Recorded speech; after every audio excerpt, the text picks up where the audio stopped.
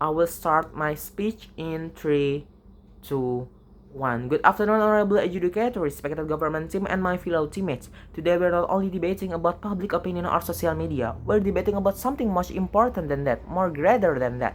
When powerful people does harm on the society, should society stay silent or have their right to express their opinion and demand for accountability? That's why this motion is not only important in this debate but also in the real world. My name is Faisal Amin. I as the first speaker from the opposition team. My task here that I will define this motion and also rebutting the government team argument. And then I will present to you our team argument why we oppose this motion. This house believes that cancel culture does more harm than good, and we oppose that motion. And then my second speaker, Haurana Jia Zahron, will strengthen our team argument and also rebuting the government team argument. My third speaker, Keisha Anggun, will conclude this debate session with comparing each other's team argument and giving a proof to the honorable adjudicator why we have stronger position on this debate. And lastly, myself as the reply speaker, I will conclude this debate session and giving a proof why we have win this debate session. First, let me define this motion. We define cancel culture as when other people stop supporting other people, government, companies or an organization because they do something harmful, they do something disrespectful into the society.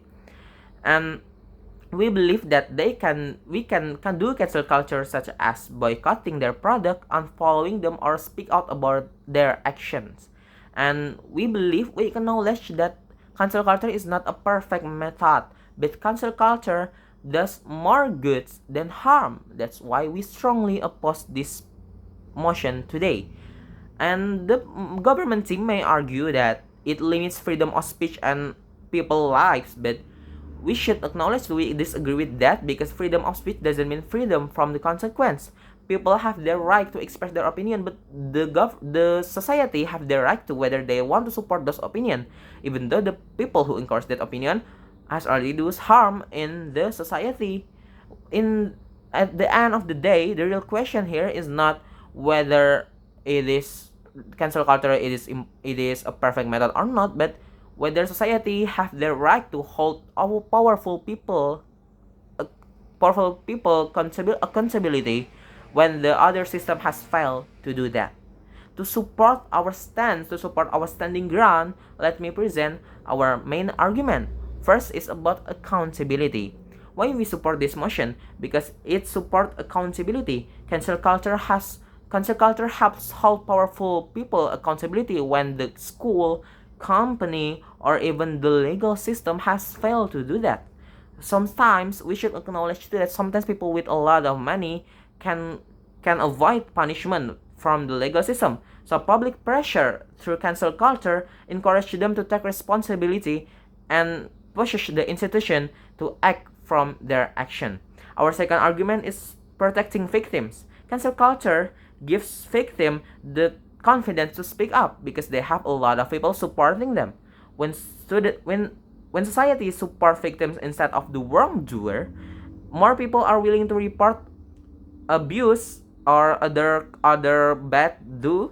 This also sends a strong message that harmful behavior is unacceptable, and helps prevent similar cases in the future. So we have proposed to you that this site is not only proposing the status quo but also giving a whole stakeholder impact in the future. In conclusion, cancel culture is not about destroying people's life. It is about encouraging responsibility, protecting victims, and making society more accountable. That's why we strongly oppose this motion. That's all from me. Thank you. Thank you to honorable adjudicators, the government bench, and ladies and gentlemen. My name is Harana Jihazahron as the deputy leader of opposition. Our leader has shown that cancel culture creates accountability and protects victims. I will review the government bench and extend our case. The government will likely say that people judge too quickly. That is not true. Public anger doesn't just happen for no reason. It only rises after someone repeatedly does harmful things or when there is a clear and deniable proof. Plus, public criticism is not a permanent punishment. Anyone who makes a mistake still has the chance to say sorry, learn from it, and do better to win back people's trust. So we cannot let the government protect wrongdoers by claiming the public was being too harsh. Faisal told you that cancel culture steps in when the legal system fails. I want to take this further. In the real world, the legal system favors the rich and powerful. They have the money to hire top lawyers and buy their way out of trouble. Cancel culture is the only platform where a regular person's voice carries the same weight as a billionaire and celebrities. When we cancel a harmful public figure, we are not just punishing them. We are forcing large corporations to drop them, forcing schools to expel them, and forcing institutions to stop protecting criminals. Cancel culture creates real financial and social consequences that the law often fails to deliver. The government will likely fail to realize that their sympathy is entirely directed at the wrong target, while completely blinding themselves to the reality and suffering of the victims. Let's talk about who actually has their life unfairly ruined in this status. It is the victims. Without cancel culture, victims of abuse, sexual harassment, or systemic racism are forced to suffer in silence while watching their abusers thrive, still win awards, and maintain high social status. This creates severe secondary trauma, sending a message to the victims that their pain doesn't matter. This is exactly why my first speaker emphasized that society must have a way to hold powerful people accountable when other systems fail.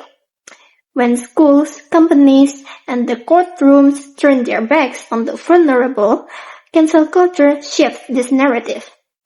It prioritizes the victim's safety and well-being over the perpetrator's unearned luxury. Ladies and gentlemen, the government wants to live in a world where powerful people can do whatever they want, while ordinary people must sit quietly and wait for a slow, broken system to fix it. We refuse to live in that world. Cancel culture gives power back to the people. For these reasons, I strongly oppose the motion. Thank you. Good afternoon, honorable adjudicators, respected members from the government bench, and everyone in this debate. Everyone, the government wants you to believe that cancel culture is a chaotic force that ruins lives. But let us be clear, if anyone makes a mistake, they still has the chance to say sorry, learn from it, and do better to win back people's trust. Cancel culture is not a permanent punishment, but it is a wake-up call. However, the government has failed to provide a viable alternative for when the justice system fails the vulnerable. Today, our team has proven that cancel culture is not a problem. It is the necessary response for a system that refuses to hold the powerful accountable. I will now demonstrate why our position is the only logical choice through three key clashes. First, the clash on freedom of speech.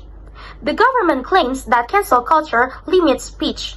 As my first speaker, Faisal, clearly stated, freedom of speech is not freedom from consequences. When powerful figures abuses their platforms to harm others, the public has the right to withdraw their support. It is not about silencing people, it is about exercising our own right to reject abusive behaviors. Second, the clash on due process. The government argues that cancel culture is too fast and lacks fairness. But, as my second speaker, Haura, explained, the legal system is often slow, expensive, and biased toward the wealthy. We do not have the luxury of waiting for years while the victims continue to suffer. Cancel culture serves as the only immediate tool for the ordinary people to demand accountability when the traditional institutions fail to act. Third, the clash on victim protection. The government worries about the reputation of the accused, but they have remained silent on the suffering of the victim. As Haura proved, our second speaker, Staying silent only protects abusers and causes secondary trauma. By prioritizing the comfort of the powerful over the safety of the victims, the government is taking the wrong side. True accountability is the only way to stop future abuse and shows the victim that they are not alone. In conclusion, the government asks us to be patient and silent while waiting for a broken system to act, and we are reviews. Our first speaker, Faisal, showed you that public pressure is the only way to hold the powerful accountable when the laws fail. Our second speaker, Haura, showed you that when institutions ignore the victims, cancel culture becomes a vital necessity for protection. Cancel culture is not perfect, but is a powerful force for social good. It gives a voice to the voiceless and holds the powerful responsible for their actions. For all these reasons, we proudly stand in opposition to this motion. Thank you. I'll start my speech in 3, 2, 1. Honorable adjudicator, throughout this debate session, there's still one question remain unanswered by the government team. What if the powerful people already escaped the justice? What should society do? Remain silent still, or encourage or demanding for the accountability? The government keep asking us to fear about cancel culture, but what we must fear is a world where people ignoring the victim and ignoring the case. The company doesn't give accountability for what they did in the society. And this debate was never about cancel culture is a perfect or not, because we never claimed that, but which side gives greater benefit to the society, and that is our side. We demand for accountability, and we support all the society, all the victims that have involved on that case. On the first clash about accountability, the government keep talking about what if the innocent people involved, but they never acknowledge the case where the people forget about that case, forget about the victim, because there is no feedback from the institution, there's no feedback from the company, and there's no accountability from that, and because of there's no push from the society. That's why cancel culture is very important, and we win on the clash of the accountability. And the second clash about freedom of speech, the government keep talking, they keep talking about freedom of speech, it's limit freedom of speech, but no, freedom of speech doesn't mean it was free from consequence. That's why freedom of speech is different from this case. And then lastly, about protecting victim, that's where the government completely fails to do that, because they're protecting people reputation, but they didn't care about the real people who get bad things from the case is the victim, and they didn't support that. They care more about the comfort, they care more about the reputation the people get rather than the victim. To support the victim, to society support on the side of the victim, to not forget the case. That's why on this clash we obviously win, because the government didn't care about that. The honorable adjudicator, the choice is very clear.